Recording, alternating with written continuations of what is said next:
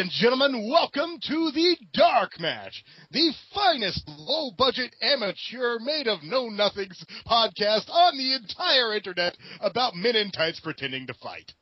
I'm your host tonight, Jingus. I am here with... Christopher says, and I have a grudge against Mafia, but I don't know if we'll get into that.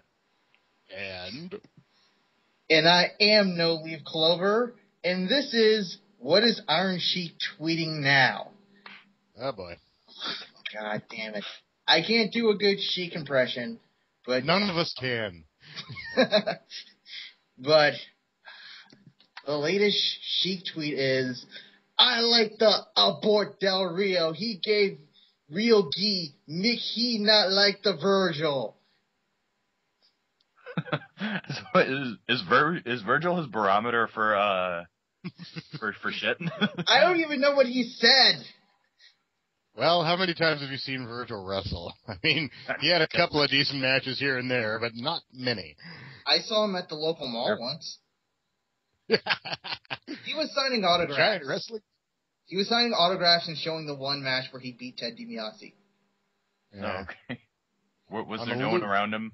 Was it before the convention started, making the picture look funnier? No, I'm just imagining his video loop. I mean, it's like, hey, here's Hulk Hogan slamming me. It's the same 10 seconds over and over again. Speaking of Hulk Hogan... I actually have a picture of that. Maybe I'll put it at the end of the video. But at any rate, welcome once again to DarkMatch. You may notice that there is, one less person than there usually is. That's because everyone either got sucked into Hypertime or they're all douchebags and bailed. One or the other. We're assuming that it's some kind of alternate dimension thing where a bunch of mist sprung up and we're the last people alive on Earth holed up inside of a shopping mall. Oh. I don't think I liked that movie. Yeah, I was thinking Silent Hill, but then you went into something that I don't know too much about, but I hear The Mist is good, so. It's okay. I'm not a big fan of Thomas Jane, but still. Anyway, the topic tonight is Impact. Yes. Talk about it. Double I. TNA Impact Wrestling Impact. But we will get to how confusing this whole thing is at a later date. But let's start off by doing what they do on every show. Let's start off by talking. We start with Hulk Hogan backstage with his cardboard pipe. Yeah, he's in the parking lot. Yeah. Waiting for the network representative to show up. Bischoff comes up and is like, oh, Hulk, don't do it, brother. You don't have to do it. Let's just handle this. Whatever. And then we get a recap of Karen Jarrett calling Velvet a fucking slut. By the way, one thing, is it just me, or does Eric Bischoff look more and more like Ric Flair as he's getting older? No, yeah, he's starting to get emaciated, isn't he? Yeah. I mean, I noticed there is a definite Flair resemblance there now, which is incredibly ironic with their history. But yeah, particularly like his head, his face started to get a lot thinner, more wrinkly, and his hair looks like a toupee. Yeah. Well, he is. I mean, what, 50, 60 years old? I mean, Bischoff? I can't remember how old the fucker is. And he's always had gray hair. He went bald. He went gray like real young in life, so. And basically the entire time he was working for WCW, he was dyeing his hair black. Until he just, the new blood, when he came back to WCW, and he was just like, fuck it. Yeah. But we move from that recap on to Jeff and Karen Jarrett in the ring. Fucking hell. Yeah. With an appeal to Kurt Angle to call a truce. Jeff Jarrett says, this is the first time I've done one of these in my life, certainly in this situation. And he hands the mic, in an intelligent move, he hands the mic to Karen Jarrett. She says, don't, respect me. I'm a mother of your children, and also, leave Big Daddy, leave Jeff alone. And, by the way, Jeff Jarrett handing the mic to Karen is kind of like Bret Hart tagging out to Tiger Jeet Singh. I mean, there's just a massive drop in quality from one to the other. Yeah, and the irony of this feud is that, though, I think it's endeared me to Jeff Jarrett more, and I never really liked him. He's kind of the face. He's kind of the face in this whole situation. Well, yeah, he's the only innocent party. We know Kurt Angle is a legit real life douchebag. Karen Angle seems constantly annoyed by her fucking kids and only lives to torment her ex-husband. Jeff Jarrett seems like he's just stuck in the middle of a really bad fucking stupid divorce. Yeah. I mean, the only thing he's done that's been, like, reprehensible has been when they did the false police call thing and had Kurt arrested, and Jeff was helping out on that. Everything else he's done has not been heelish. He's like a man, he's standing up for his wife. He's like, well, Kurt, you don't love her anymore, but I do, damn it. It's my family, and you're attacking us, and I don't appreciate it. Yeah, and of course, like, all those segments with his kids, like, he was pretty much just trying to be the good father and hold everything together. Yeah, he was bad at it, but it's not his fault he's clueless. He took their kids to a fucking amusement park. Just for fun. And they had a fun day, by all intents and purposes. I know it's a work, but still. So, like, that's not something a bad dad would do.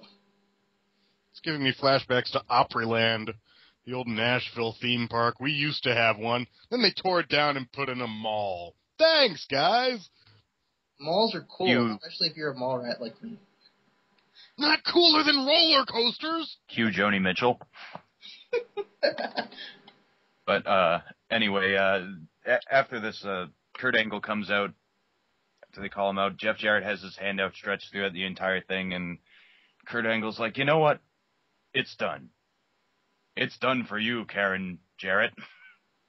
And, you and Mr. Douchebag are gonna have to, you have pressed all the right buttons, and although I tolerated it because you're right, you are the mother of my kids, you don't realize what you've done, you and Mr. Jackass. And that sacrifice, me and my associate are gonna take you down, but I'm not gonna reveal who she is yet. Just sizzle it a little bit more. Dun, dun, you gotta let it sizzle. You gotta let it sizzle. As Michael Jackson. I'm a fan of, instead of 15 minutes at 400 degrees, he's more like 25 minutes at 250 degrees. Yeah, we all knew it. By this point, we all knew who it was. Everybody I guess nobody in the Impact Zone knew who it was, but still, But yeah, I was counting on this promo to have like every kind of flimsy insult for Jarrett from Angle, but it didn't happen. Well, someone pointed out in the chat that, like, Kurt Angle, was it you, Christopher says? It's like, well, Kurt Angle is cutting his John Cena promo where he starts off quiet, and then he gets super duper hyper. And I actually forgot about that. Thanks for reminding me. But yeah, that was me. He was pretty much just like talking normally, and then he started talking like this. At Sacrifice, I'm going to take you down. Yeah. So now we have Kurt Angle ripping off John Cena too. Well, no, I thought it was Anderson that ripped everyone. Anderson is quite literally every wrestler that has ever existed, including Tiger Ali Singh.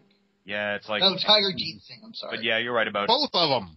You're right about Angle ripping everything off. It's like that Olympic slam, like, he didn't innovate that shit. Randy Orton did. What the hell's an Olympic slam? Is that like the Orton slam? Yeah, I'm pretty sure Randy Orton invented that in 2009. Yeah, the Orton slam. But, note to any noobs listening, we're being sarcastic. we're not marks too much. At any rate. We go from there to a match between Madison Rayne and Tara and Mickie James and Tessmacher.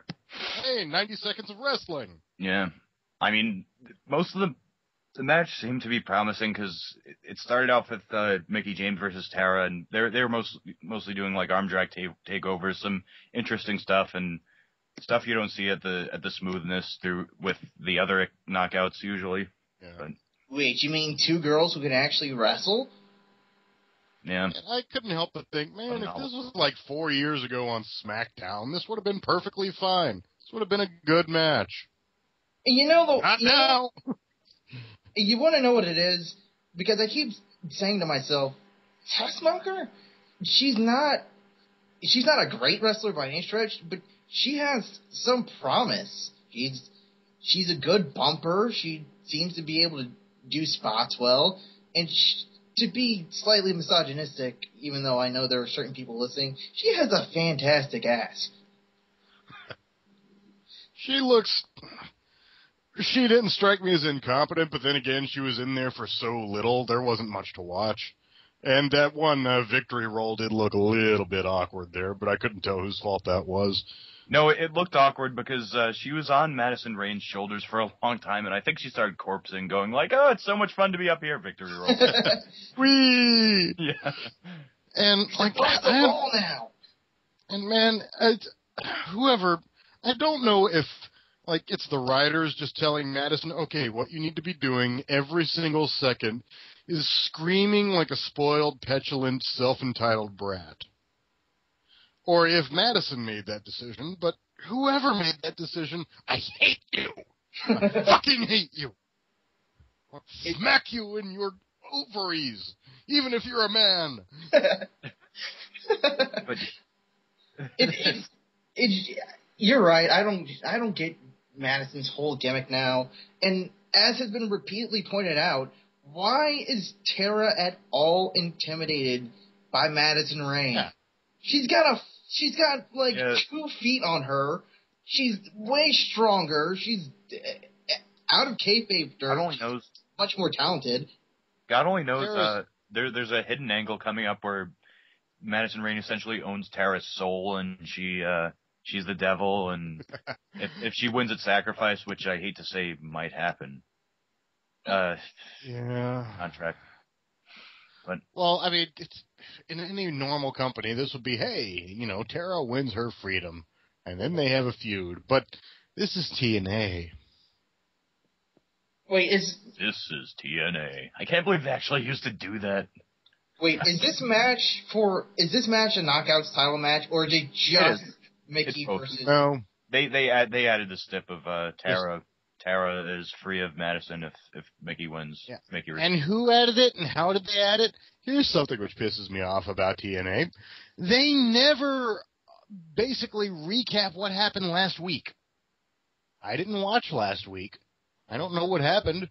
The only thing he showed me was that Hogan's rental car had your neck spray painted on it, and they said, "Oh, Goldberg's coming," which, as we know, is blatant false advertising and a fucking lie, and fuck you, TNA, for that.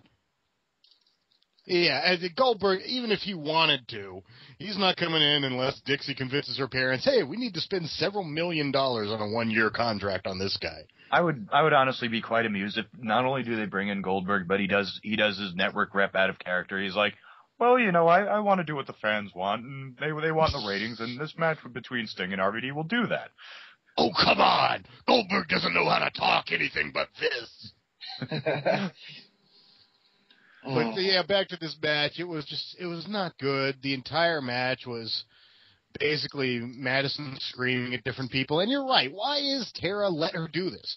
Tara's not only twice her size, she's twice her age. And skill. Why does a essentially middle-aged woman let this punk kid run wild on her like this? Again, there's obviously something that they're conveniently leaving out. I mean, if they just explained how, yeah, I know that TNA's always doing like 3 heavily implied lesbian storylines at any time, but they'll never actually come out and say any of it. And it's just like, why does she put up with this screaming? And I mean, fuck, Tara lived through like the cross-dressing Stevie Richards angle. It's not like she doesn't know how to put up with some bullshit and make it work for her. But yeah, I want to talk about this next backstage promo where I mean, after the match, Tara and Madison argue, but we go backstage. Ric Flair is kind of shimmies on into Hogan and Bischoff's office, and Hogan's like, "You son of a bitch! I know you're the network. I know it's you. Your picture's everywhere. You're the dirtiest player in the game. You must have done this." And Flair's like, "Are you out of your mind?" No. I'm arrested. Are you crazy? And you think I'm the network? What's the matter with you? Who do you think you're talking to?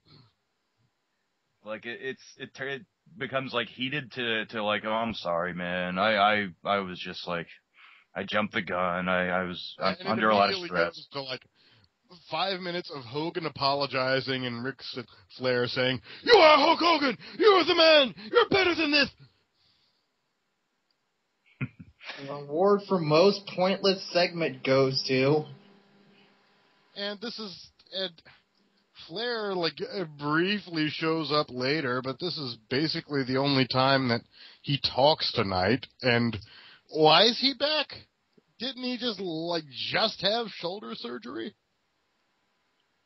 Well, why keep him away from the ring and make sure that he doesn't have any kind of physical harm?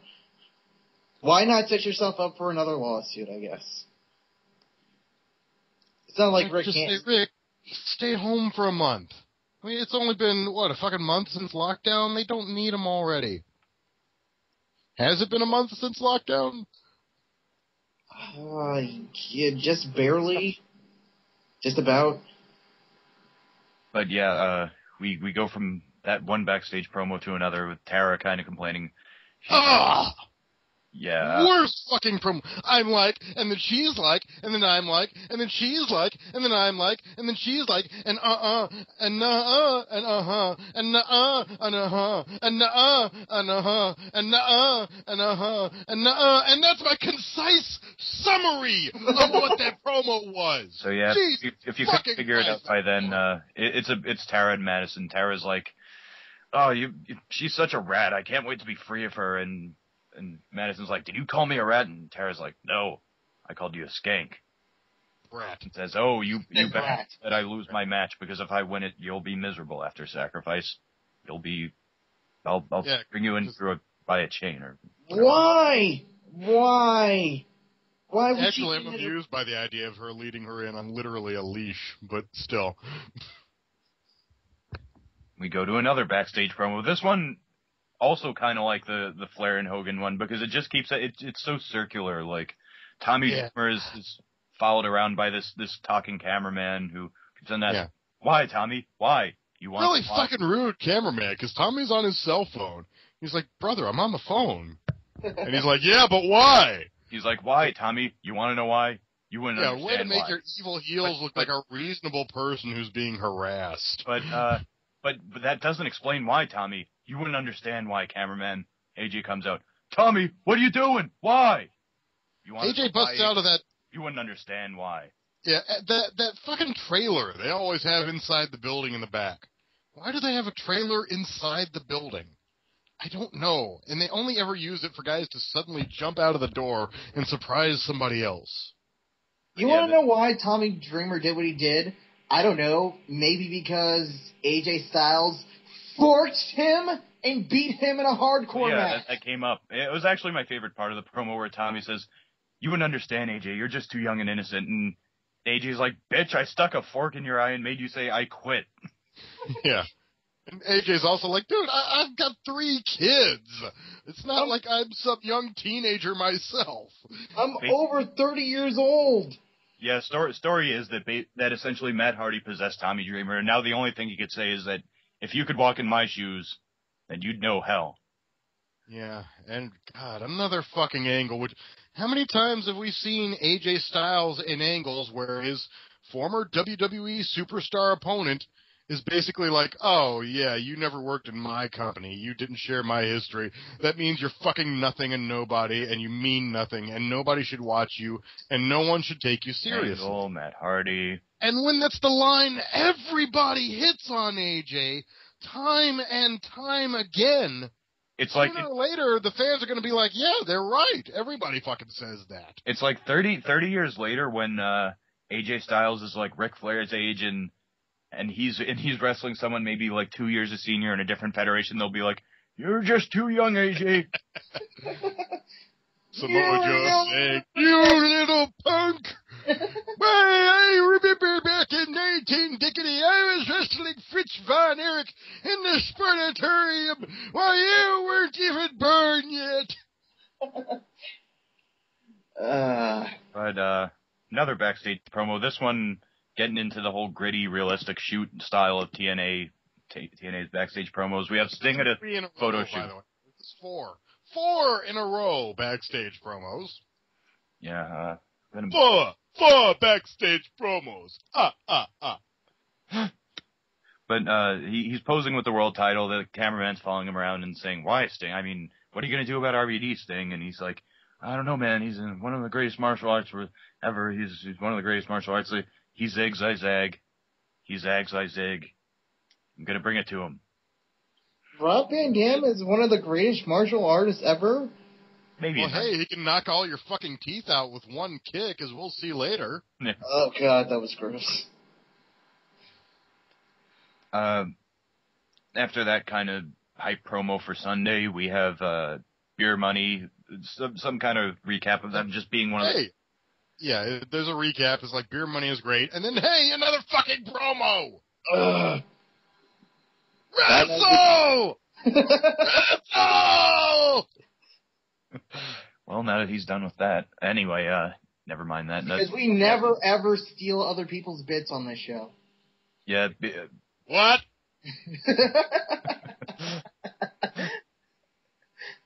But, yeah, Mafu. Anyway, Beer Money, they cut a promo on Matt. They're like, dude, you're keeping our partner a mystery. God damn it, it's Jeff. It has to be Jeff.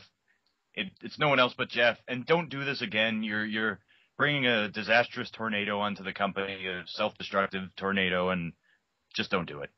By the way, even now, Beer Money versus the Hardys, it's a match I wouldn't mind seeing. Fair point. So. No, I can see where you're coming from. Yeah, I can. But it isn't that either. They're not even going to risk controversy, which I would never put TNA past by using more people inebriated, and they said they keep down. But Matt comes out, and this promo becomes there's absolutely no threat to Matt's side. Every time he says one thing, Rude or Storm says something that just makes him look like a child. yeah, I mean, Matt Hardy cut the most ineffective heel promo. It was so generic. Yeah, it was just like, you just have a bunch of egos, and Rude, you're young and you're a Canadian, and nobody likes Canadians, and well, who makes jokes like that? So he says you're drunk, Storm, and Storm says, like, bitch, you got nothing on me, and he's like, oh yeah. By the way, a Hardy Boy accusing somebody else of intoxication. I know. Oh yeah, exactly. I was gonna. I'm not sure if he was trying to be ironic or if he was just that damn stupid. No, I think he was just projecting. That's all. He's like, yeah, I've known addicts like that. They're like, everybody's on something, man. Either they're drinking or taking some prescription pills. Everybody does something. No, they fucking don't. Just because I do doesn't mean everyone else does. Anyway. And so, then the reveal. James Storm, I have someone that knows you inside and out. Chris Harris. Braden Walker. Yeah, they claimed it was Chris Harris. That looked like fat old Braden Walker to me. Yeah, really. He has a great... You know what? As much I read the spoilers, and as much as I was gonna be like, it's only Chris Harris, I was like, maybe he got himself back in shape. Maybe this isn't a total bad idea. And then he walks out on the stage with his hands on his hips. And I'm like, fucking A, he doesn't give a shit anymore. What is even the point? God damn it. They want to break up Beer Money and put AMW back together. This fat fuck doesn't give a shit anymore. Chris Harris walking out looking like a clean-shaven Kevin Smith. Wearing all those layers. Yeah, no kidding. And giving just the most goggle-eyed, no-expression, dead fish stare. Well, it looks like this is the blankest I have ever seen a face that wasn't actually a corpse. I mean, he looked like he was going to do one of two things. He was threatening to do one of two things. Either tell a knock-knock joke or knock somebody's brains out. I mean, come on. Maybe we're giving him too much crap. I mean, everyone remembers that time he talked to Matt Hardy in the hallway. That's why they have history. They talk to one another. That was widely covered on the Chris Harris on the Braden Walker triple disc DVD set, as we all remember. It's definitive. All his match. You'll get to see all of his match. And over 15 minutes of action. That time he fought that other guy. Armando, heel manager. Oh, By the way, how has TNA never hired that guy? He seems like exactly like the former WWE type that they would bring in for 2 months. Well, I don't know where his lineage traces, but he's perfect for Mexican America, so. Yeah. Anyway, let's move out of that. And next, holy shit, a match? Yeah. Well, what show are we watching? Indeed. It's going to be Talking about wrestling? parallel pocket dimensions, Sangriento versus Christopher Suicide. Was that Daniels? Because I wasn't sure who played Suicide this week. He looked like he might have been a little thicker than Daniels. He has Daniels' head. Yeah, I know. He's got that weird, like, the tiny head. I mean, Daniels is like the guy voted most likely in his high school class to get his head stuck between the bars of a wrought iron fence. I know that. But, it's because he has a really skinny skull, you know? The way I tend to tell is just that they want Suicide to have kind of all the same mannerisms, but the way Chris Daniels does it compared to the way Kaz does it and the way Okado does it, they're all so completely distinct that it's kind of easy to tell who's who. Yeah. And, by the way, so, what is the, motivation behind, Sin Cara here? Because, I mean, let's see, we got your own question, sir. We suddenly have a new little luchador with a mask with no holes for his eyes or mouth, who does tumbling, twisting planchas over the top to the floor. Where have we seen this? And he does head scissors with multiple rotations, and but instead of posing by pointing or doing subtle things, he spreads his arms out and tremors his head. Yes. Come on, guys. He is the hottest new star from Mexico that happens to be Puerto Rican. Oh, yeah, and that physically hurt to hear Mike Tenay on commentary, because Tenay is a guy who legitimately knows his international wrestling. WCW in 1994 helped co-promote a Lucha Libre pay-per-view, which aired in America, from the AAA company called When Worlds Collide, and Mike Tenay was the lead play-by-play guy on that broadcast. He really knows what he's talking about, and they are exploiting and selling out that credibility he has there with him shilling an imaginary luchador that never existed. It's such a blatant ripoff of Sin Cara. Yeah. And you know what? For what it's worth, this match wasn't bad. Yeah, we got like a lot of good spots. We got Yakuza kicks. We got. It was match of the night for what that's worth, but I would have expected a Red versus Daniels match to be better than this. I mean, it just felt that no emotion, prefab. They obviously scripted the entire fucking thing in the back and probably talked over it 4 times before they went out there. And it did not look like a fight. Not at all. But I mean compare that match to the match we just saw, I know. Over an hour ago with rating on a curve here. Cara. 2 small guys.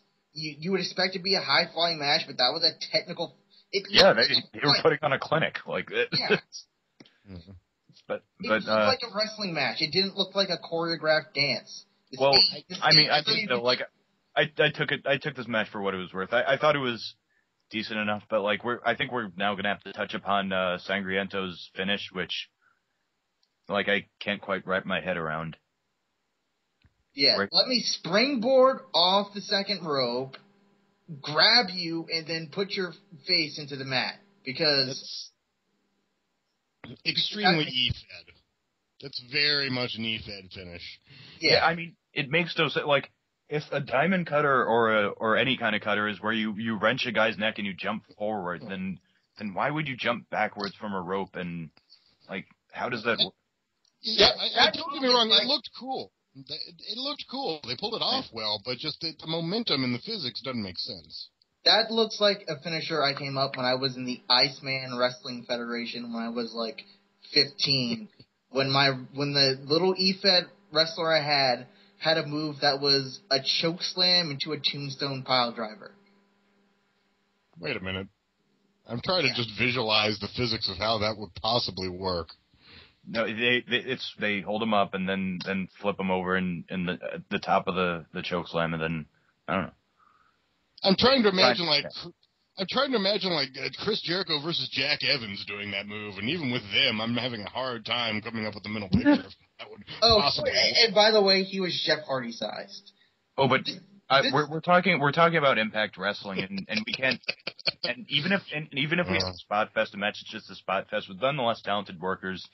Hogan, Flair, and Bischoff come to the ring, and with Flair, as Taz notes, kicking or kneeing Suicide in the Yam Bags. Because, fuck cruiserweights. Yeah. There was this guy on Twitter who said something to Eric Bischoff that was along the lines of, everyone says all you do is bury the cruiserweights, but you're the one that brought them to the United States. It was like, yeah, but he allowed fucking every one of his company's main stars to bury the shit out of them whenever the fuck they really felt like it, or whenever the fuck they were getting up. Yeah, I think Bischoff does deserve some credit in that arena, because nobody else had ever featured that kind of wrestling on a major national platform in America.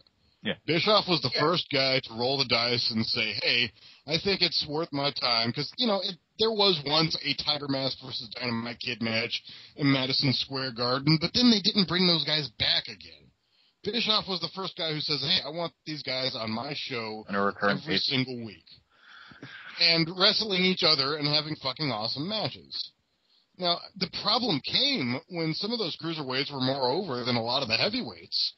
And the fans were like, hey, we want to see these guys in the main event. And Bischoff's like, no, they're in the second match. But he does deserve credit for just being daring enough to do that in the first place. We come back from a commercial, and Hogan says, I demand to see that network representative that's been ruining our plans, and Mick Foley promptly comes out.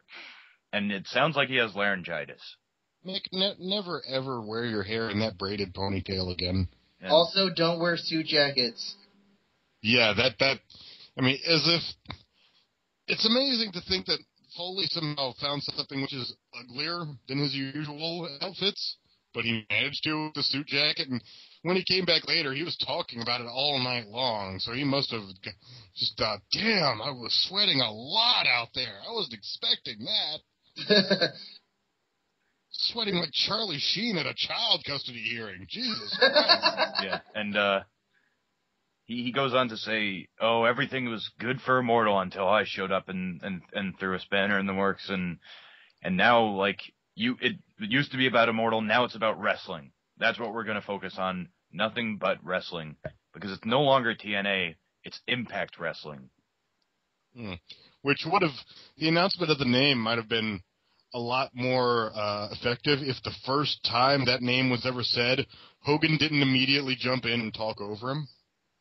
You can't do that, brother. You can't do that, brother. I honestly don't understand what problem Hogan has with it. It's a fairly arbitrary change. Like I don't know what kind of stake he has in keeping it TNA.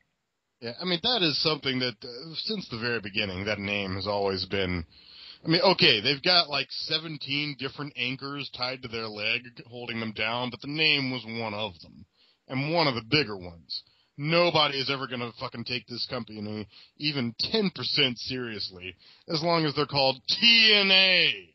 And of course, I remember there was a time when Hulk Hogan was actually on, of all things, The View, and he says, yeah, right now I'm working for TNA Wrestling, and all the chicks are like, wait, you're working for TNA? He's like, no, it's not like that. It's like his mom walked into his room and found his porn stash. Yeah. Wait, I can explain! But there's a reason why the chick is blowing the goat. And to thicken the plot, like, good taste be damned. Vince Russo at certain points has said that he came up with the idea for the name TNA. Yeah, he took credit for that. Yeah. and don't know why you put, but it's Russo. To keep this in storyline terms, let's recap here. Hulk Hogan stole the company from Dixie Carter. So Hulk Hogan effectively owns the company, but Dixie Carter has to front the money for the company. So Hulk Hogan has all the power until the network gets involved, and now through some sort of weird trans-dimensional magical sorcerer's portal thing, now Mick Foley has all the power that Hulk Hogan has. Because it's the network, and so much of Russo's writing depends on your average mark in the crowd being an internet mark, and reading all the internet shit and knowing how this works, and knowing that in reality Spike TV does have power over TNA and can make certain demands of them. Not to mention the network is their way of skirting the fact that that Hogan and Bischoff gave the contract to Dixie under false pretenses, and he should be in court. Yeah. I mean, they never mind that never mind that less than half the people watching are not these internet marks and have no idea what the fuck they're talking about when Russo goes to the backstage shooty stuff that he loves so much. But nonetheless, like, continuing with this exchange, this promo, Mick Foley goes on to introduce Kurt Angle's new mistress, and I wonder how these storylines intersected. Because last week, Jarrett and Karen seemed to be worrying more about Velvet Sky than the network. Yeah. Why isn't Angle introducing this person? I mean, he was the one who championed it in the first place. I don't even think he was around, was he? No, he wasn't. Good guy. I don't think we see Kurt Angle again until he has the fucking Battle Royal. Yeah. But, Foley goes Don't treat her like a woman, and don't treat her like a man. Don't treat her like you know. Don't treat her like you know her. Just treat her like who she is. If we only knew. It's China, everybody. Yeah. You know, I thought whenever China popped back on TV again, I thought I'd be happy to see her. You know, just because I wanted to know she was okay. But I was really hoping it would be in the fucking WWE. Like, I know there are all sorts of forces working against her to go back into that company, but I was like, if China has one last fucking run, I just want it to be in the WWE, because if it's in fucking TNA, good God help that one. Well, no more WWE, because according to Vince, I was thinking of bringing her in the Hall of Fame at some point, maybe 60 years down the line, when I wouldn't have to pay witness to it. But now that she's gone and done this, no chance in hell. And I will mention two positive things about this segment. Number one, China looked, by China's standards, pretty good. Considering how rough a life she's led over the past several years. Her hands are huge, though. Well, yeah, we'll get to that. I expected her to walk out looking like a tall Amy Winehouse. Yeah, it was probably a nice touch that her hair wasn't blonde. Yeah. I mean, she looked like China again. She didn't look like, that crazy strung-out bitch who used to be China. But yeah, another problem with this is that in both from this promo and the subsequent backstage promos, that she doesn't fucking say a thing. Like, she only stands there grinning. That's a problem? Yeah. China was never the best promo cutter, man. Let's be honest. But her best work was when she was the silent person behind fucking Triple H. But people know that she has a voice, and people know her from her media appearances outside of WWE, as embarrassed as they might be. As our continuity girl points out, yes, she did look incredibly stoned once you got a close-up look at her eyes. Yeah. Wouldn't shock me if she was. No, I mean, how many times has she been in fucking rehab? But one thing I liked about this is the way Mick Foley delivered this promo, because practically none of what he'd been given to say made any sense whatsoever. But Foley has this way of either finding ways to downplay the bullshit parts of his promo or finding just some way to explain it. and then moving on and focusing on the important part and getting the point across. And I think he does really well at that, no matter how sweaty he is in a bad sports coat. After you said that, I originally I was like, man, because I agree with what you're saying that Mick can do that, but it just didn't. How do I explain this? It was a bad thing. Foley is capable of cutting a great promo, but pretty much every time we've seen him in TNA, there's just something missing, man. I can't explain what it is. And it's not that the promos are bad. It's just that when you know how good he can be, it's like, man, there's something not there with him. Well, it's like the sane and compelling base behind like what he's saying. Like he's trying to elevate bad shit as opposed to like competent to above average stuff. Yeah. And after he kind of puts over Impact Wrestling, he's backstage with Chyna. She's standing there, she's grinning, and he's like, "Oh, it's great to be back, man. We're gonna have a revolution with Impact now being just about wrestling and Impact and wrestling and Chyna over here is gonna change things." And the camera turns over to her and she just walks away. It pans back to him and he's like, "We always had some sexual tension going." Like deadpan, serious. Like I don't even know what the hell that came from. That's actually been a running joke going back to like when they had a brief mini feud back in '99. And it's a running joke from not just Mick's book, but also from Chyna's book, where Mick has like a 30-page chapter. Oh. Well, yeah, he's like, he did a promo one time. He's like, "There's been a lot of interaction between your hand and my groin. Sure, your hand up is balled up in a fist and traveling at high speeds, but I still count it, goddammit!" Oh, Mick. I missed that Mick Foley. Oh, boy.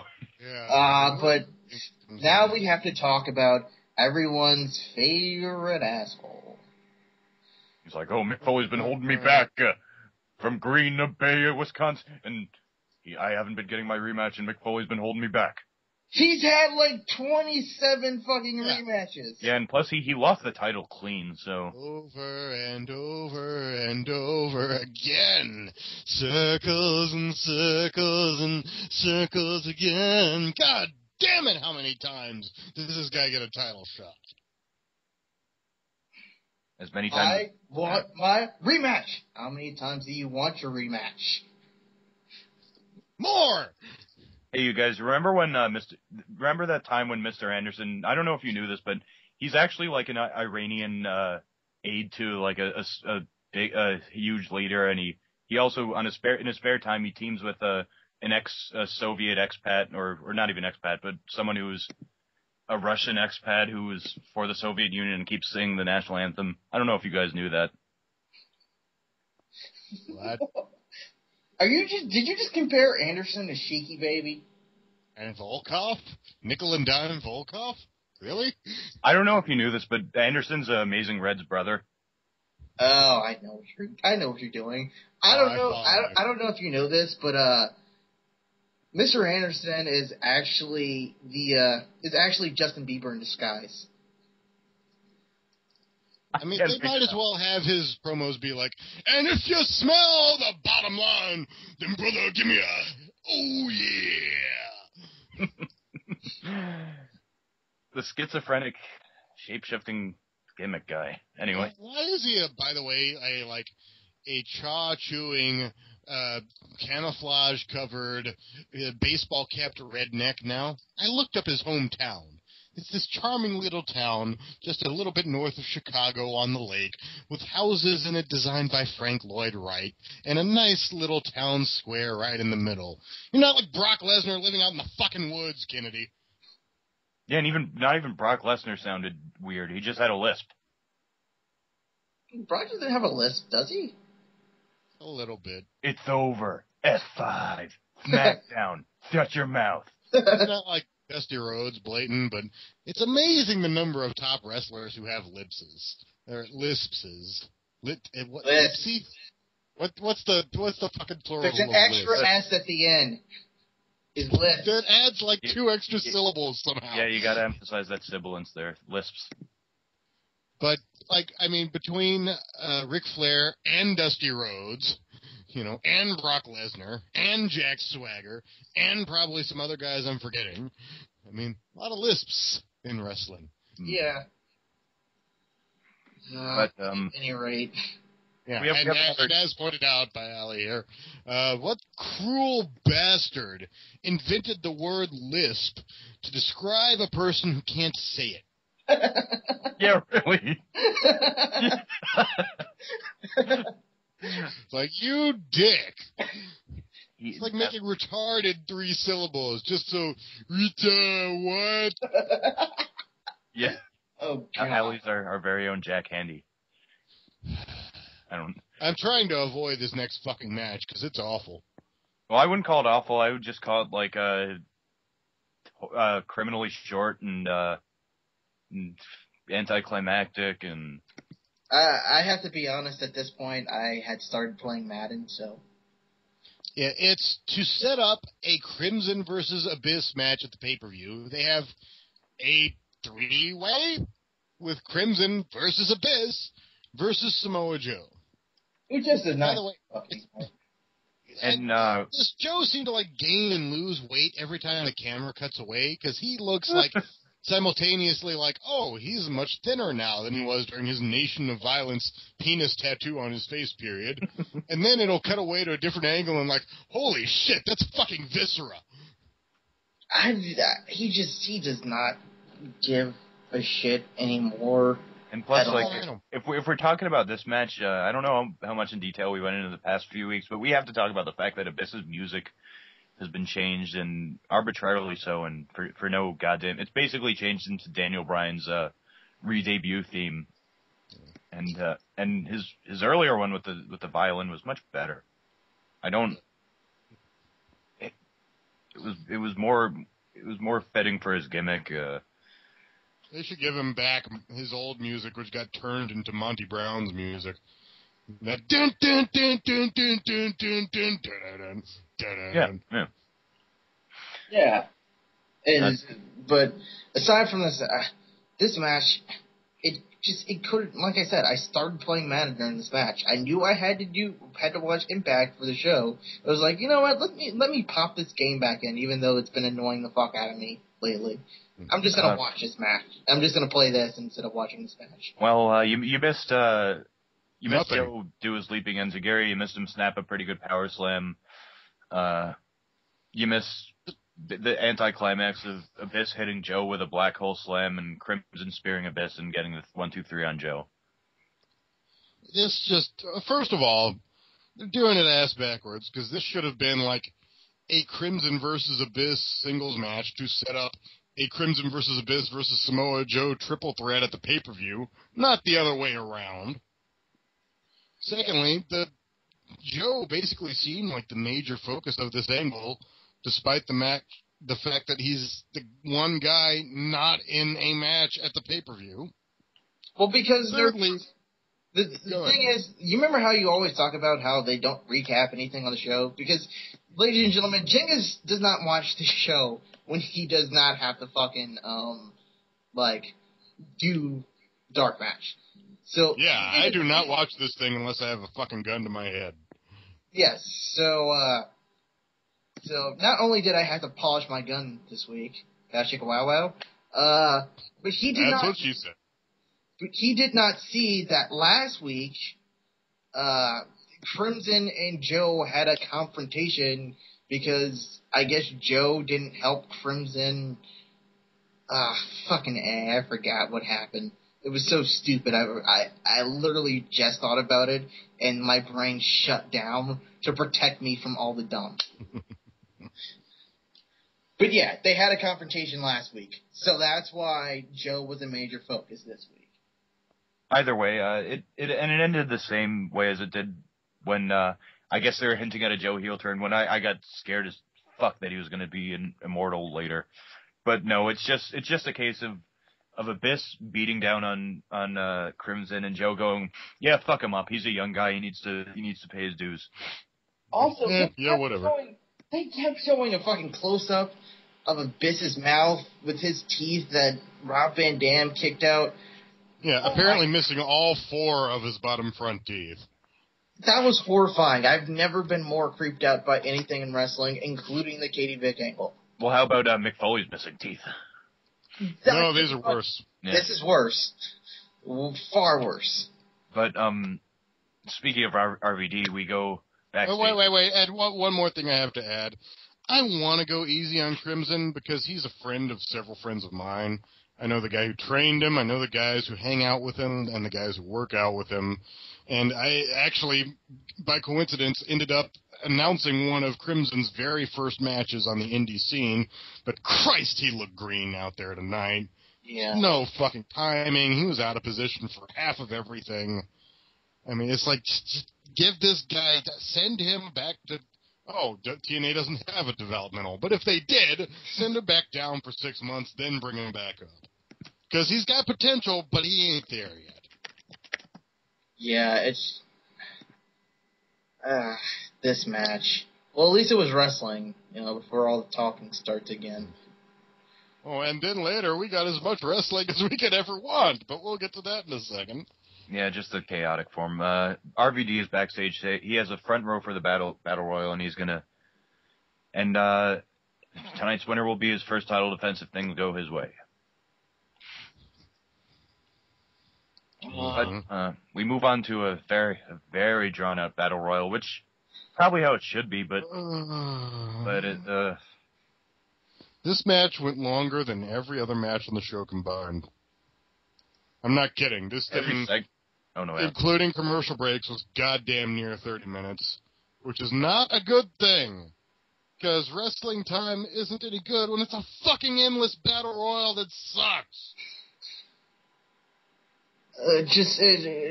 What do you say about... Because you can't talk about the specific spots in the fucking battle royal. There's nothing to fucking say about this match. It's just... Well, if we could say one thing, it's basically that bell rings, Douglas Williams, Brutus Magnus get eliminated. Yeah. No, actually, highlight of the match, Eric Young's antics. Yes. Especially, he basically runs across the apron, kind of Ultimate Warrior fashion, not really. Like, Jeff Jarrett attempts to, drag him around, and through some kind of way, I forgot, he indirectly gets Gunner eliminated, and they're like, that's the TNA television champion! Yeah, makes sense. Eric, and he's got to be amusing himself out there, is the only thing I can think of. But fortunately, it amuses me too. He does this thing where, randomly, he slingshot jumps back and forth from the apron to inside of the ring, back and forth 10 times in a row, over and over again, then jumps down to the floor, eliminating himself, holding his hands up in triumph. He's like, yeah, I won the big one, and he grabs Gunner's television belt and takes off. He just runs the fuck away. That was just... I mean, I hate to think that, that I would laugh at them insulting one of their prestigious global, TV, Legends Championship, but global continent. But nonetheless, that I would like to think he's devaluing Gunner a lot more than the belt. So, but let's get to the point of this, because for anyone who wanted to say that maybe they were the change to being from being TNA wrestling to being Impact Wrestling was going to be all about the homegrown guys and really changing it. The last 3 guys in the match all came from fucking WWE. Except Jeff, who fucking, owns the company. Yeah, it took us 20 fucking minutes to get to the last 4 guys. It was every shitty battle royal ever. Yeah, and considering, to interrupt, in the midst of the match, considering people like Rude and Storm are instrumental in their own feuds, and Matt Morgan has his own feud, and Bully Ray has his own thing, Kazarian's part of Fortune. Devon and Pope haven't been used, but nonetheless, they really just seemed like cogs in this. They were killing time. And speaking of Pope, which is sad because I know we give the guy a lot of crap, but he has crap to work with. But apparently, he on his Twitter, he has been hinting heavily that he is leaving TNA. Apparently, he just got his criminal justice degree. So he's been basically, his last tweet was kind of like, "Hey, it's been real, but I'm probably not going to be around. You're not going to see me very much." Yeah. A few comments about that. Number one, all power goes to him. I give him my blessings because he's leaving TNA at the right point because they clearly fumbled the ball with him. I think they should have given him the title last year. So many times they should have. He was an over as fuck face. The one legitimate homegrown star they ever made. Yeah, I know he was in WWE, but he was made. Yeah, and I know the gimmick was his idea, and he probably came up with everything, but on the booking side of things, he should have been given a bit more legitimacy. They shouldn't have had to bring him into that whole Kurt Angle, if I lose, I retire type thing. He should have been contending for the TV title or something.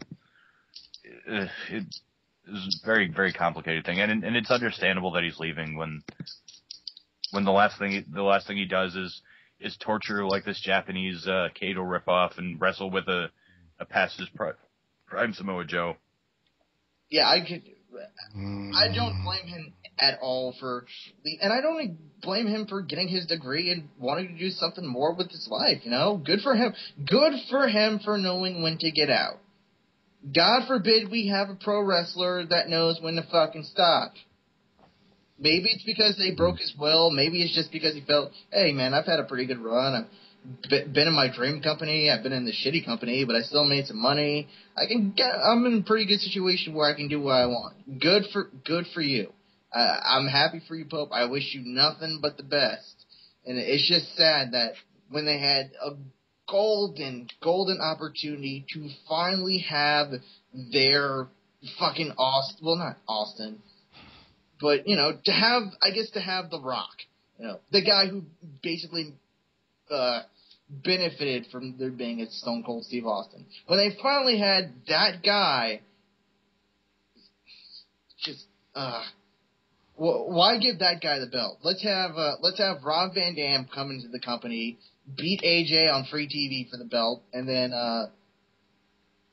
all the other wacky shenanigans. But moving on from that note to essentially the match, the finish of it was built up in the sense I missed this unfortunately, but apparently in the midst of it, Anderson and Bully Ray go through the middle ropes and we never hear from him until the other two loose ends are tied up, in which Angle and Jarrett are in the ring, and there's a bunch of shenanigans with I believe Jarrett getting the elimination and with Chyna coming out and causing his elimination.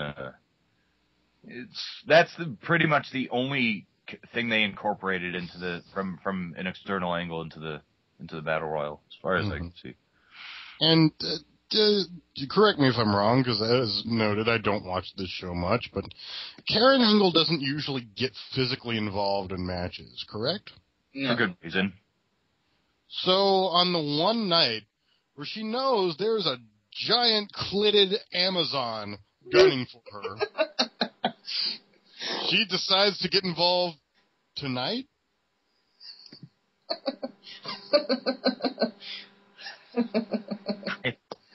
No further comment. I'm sorry.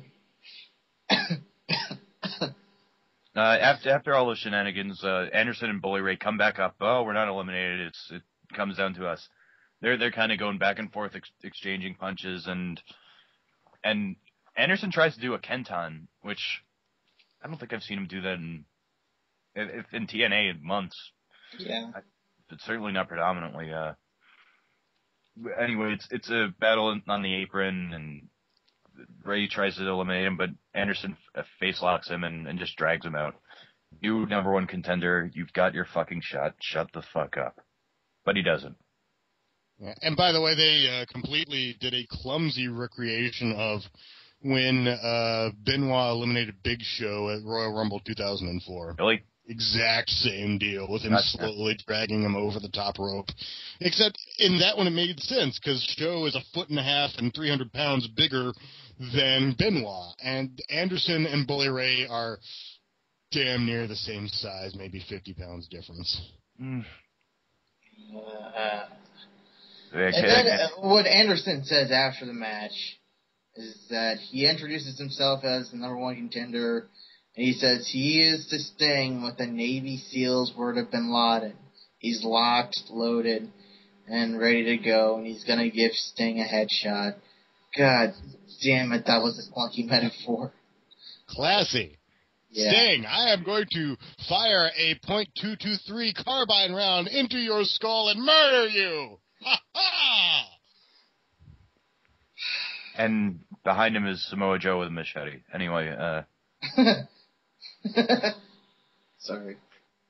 But Sting's like, oh, I'm happy for you, Henderson. I'm gonna shut you up when I get my match. I don't know. I'm trying as hard as I can to do do Sting's new gimmick of just sounding amazed at everything. Yeah, like Sting has somehow gotten into this groove where he's just like, I thought I knew the business. I don't even know anymore. I'm just gonna take it as I come. I don't get it, but like, whatever. Hey, I got this title. I'm gonna defend it. Got no conflict. And Rob Van Dam is like, hey, Stinger, why do you think that when Anderson gets his title shot, it's gonna be you still holding the belt, dude?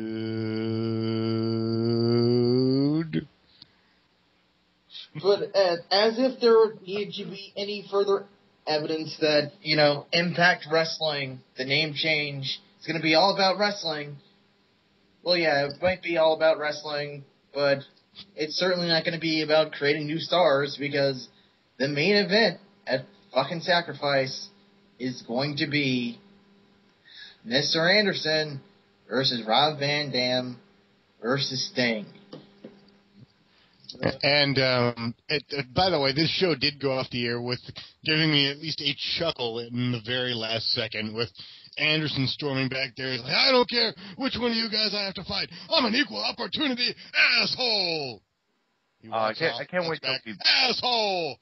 And Rob Van Dam, with just deadpan, no expression on his face, says, yeah, good to know, Ken. I hate to divert this to the discussion that should occur a month later, but you guys have to look at the Slammiversary 9 poster. It's there's a very conspicuous person that's not involved in any important angles. I mean, Motor City Machine Guns are on there, but we'll talk about that next month. It's fairly humorous. We should probably do a brief run through of the Sacrifice. Yeah, we're not going to run through all the cards and get the whole thing and give you extensive match predictions, but we'll run through it. Yeah, I know. The first match on the card is going to be Robbie E versus Brian Kendrick. Random. Is there a reason for this match? No. You're a meditating hippie tree hugger who looks like a clan member, and you're not honest with yourself. You're fist pumping. You're drinking, and you're involved with shitty lifestyles. I don't know. Maybe it's the feud on Explosion. I do not follow Explosion. It's a generic, oh shit, we still employ these guys. Yeah, We've got to use them sometime, man. Maybe the Arrow knows about something behind this. Yeah. He watches all that crap. But at any rate. Actually, no, the Arrow doesn't watch Explosion. He's above that. Yeah. The next match on the card would be, well, this obviously isn't going to be in card order. I hope not. But the next match would be Tommy Dreamer versus AJ Styles. Would you rather have that higher on the card? No. I'd rather it be a fucking dark match. Okay. I like AJ, and I like Tommy, but why? And they had a good match once. Not since Tommy Dreamer versus fucking Colin Delaney have I been so unenthused for a Tommy Dreamer versus a smaller, younger, skinny guy match. Well, at least AJ Styles isn't like a really short toothpick. I mean, I can't really judge anything about Colin Delaney. I don't know much about his. He's kind of cool on the indies. Yeah, that's I would figure. Yeah. He's a really good worker who they gave him the gimmick of, this guy gets beaten every week. He just gets beaten. He has no chance. No chance at all. He shouldn't be out here. Spike Dudley was much different. No, Spike Dudley got pinned. He was a giant. Spike Dudley They Colin Delaney got his ass handed to him. Mikey Whipwreck, but they didn't know how to do a Mikey Whipwreck thing. Yeah, Colin got his ass handed to him every single fucking week and had the announcers bury him, treating him like a special needs kid who shouldn't even be in the ring and he's going to get seriously hurt. And then they said, why isn't he getting over? Anyways, that's something for an entirely different show.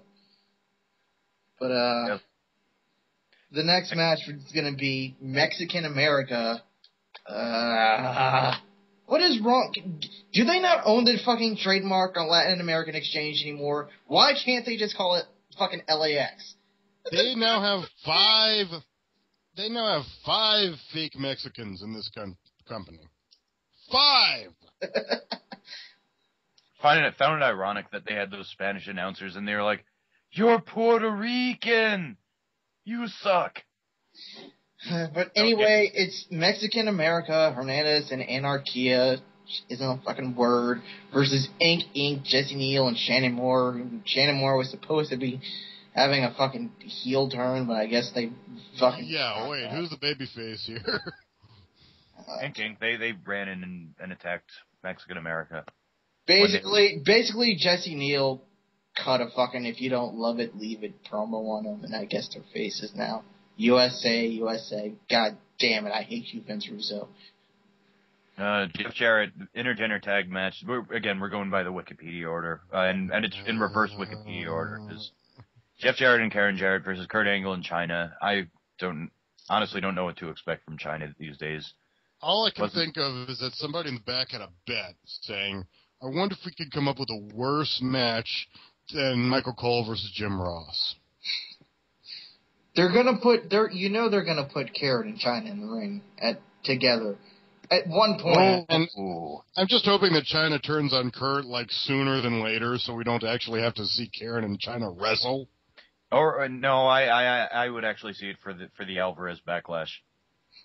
Yeah, that would be amusing. 5 stars. Someone's gonna have to give me a download. I mean, I'm gonna have to buy a subscription for that show. No, they might make it free just because of the monumental stature of it. But I've still got my copy of the one with Jenna versus Sharmell. I mean, hey, all I could just boot up Botchamania 92 and enjoy the hell out of it. Anyway, the next Mickey James versus Madison Rayne. Tara's free to work by herself in TNA if Mickey wins. I hope Mickey wins. I would not put it past it for Madison Rayne to get back the title in a more hard-fought match, even though an injured Mickey James beat a completely well Madison in a minute. Yeah.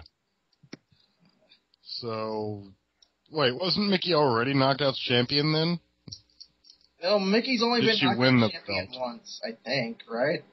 Did she win the belt off of Madison at Lockdown? She did. Yeah, she won the belt off Madison at Lockdown in like a minute. Yeah, because she was hurt and couldn't do anything, so it was just the end. Right, so the next match on the card would be Beer Money versus Matt Hardy and wild, fat Chris Harris. Versus Immortal or washed up and fat. A long-haired Orson Welles. French. It's for the we didn't say it was going to be for the TNA World Tag Team Championships.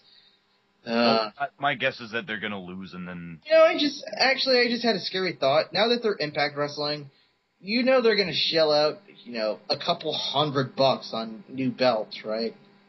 A couple $100,000, rather. Yeah. Or they could just put tape on it like Sabu did to the FTW belt. But no, that makes too much sense. They wouldn't do that. Yeah. But yeah. For all the money they lost, ECW knew how to save money. My prediction, Immortal wins, Chris Harris, James Storm does the turn, and they freebird the belts. Yeah, that wouldn't shock me. If I had to make a prediction, that would be it. Otherwise, I'm just predicting a really fucking horrible wrestling match that not even beer money can save.